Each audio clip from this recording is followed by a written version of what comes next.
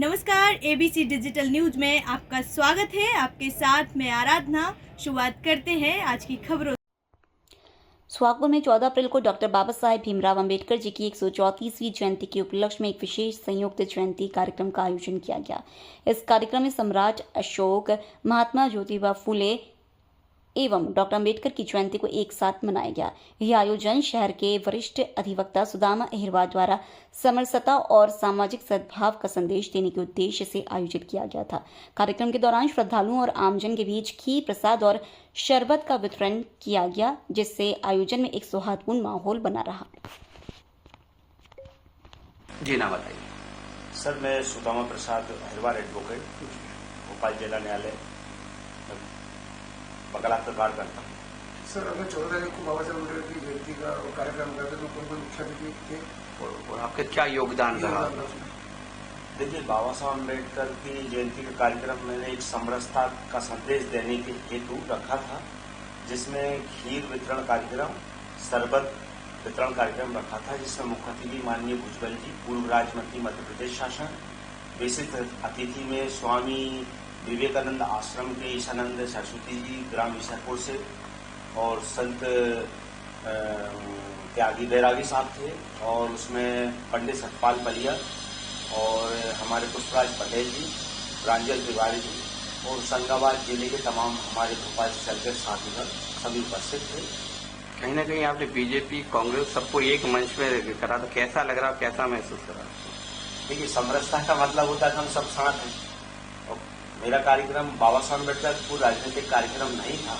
समाज में सभी लोगों के साथ हम मिलकर चल सके, इस उद्देश्य से मैंने कांग्रेस और बीजेपी के सभी लोगों को एक मंच पर बैठाकर समरसता का संदेश देने की बात किया।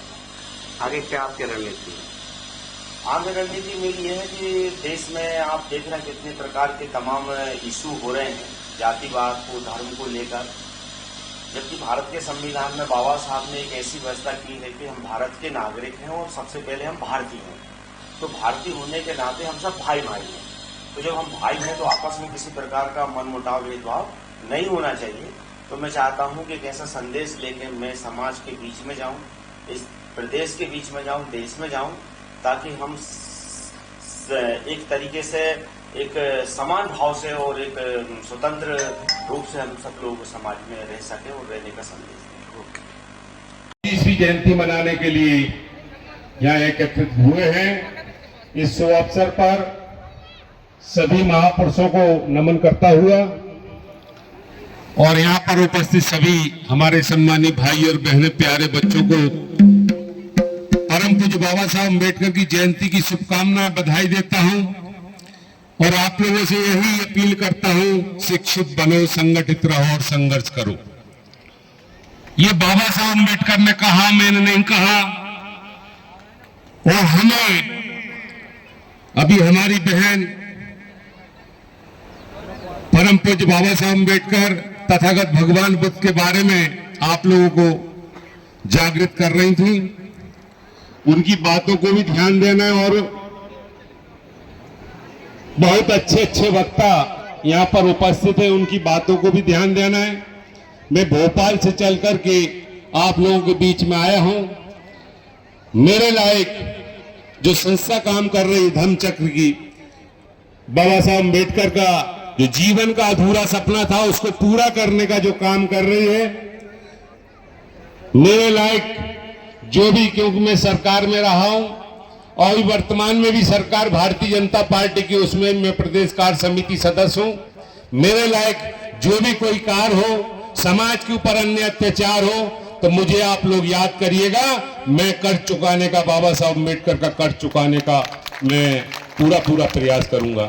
इसी शुभकामनाओं के साथ, चंद शब्दों के साथ, क्यों मुझे समय समिति ने कमी दिया है, तो मैं चंद शब्दों के साथ अपनी बात को समाप्त करूंगा कि आप लोग, मनुवादी लोगों से कहना चाहूंगा कि आप लोग खीर मांगोगे, दूध मांगोगे तो हम खीर देंगे, बाबा साहब अम्बेडकर का संविधान मांगोगे तो हम चीर देंगे।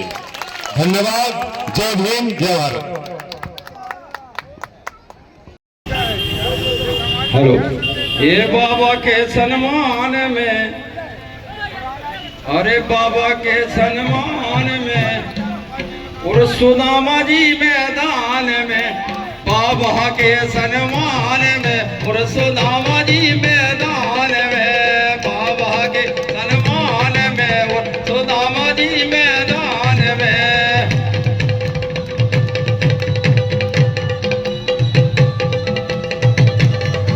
ये सुदामा जी मैदान में, भैया सुदामा जी मैदान में।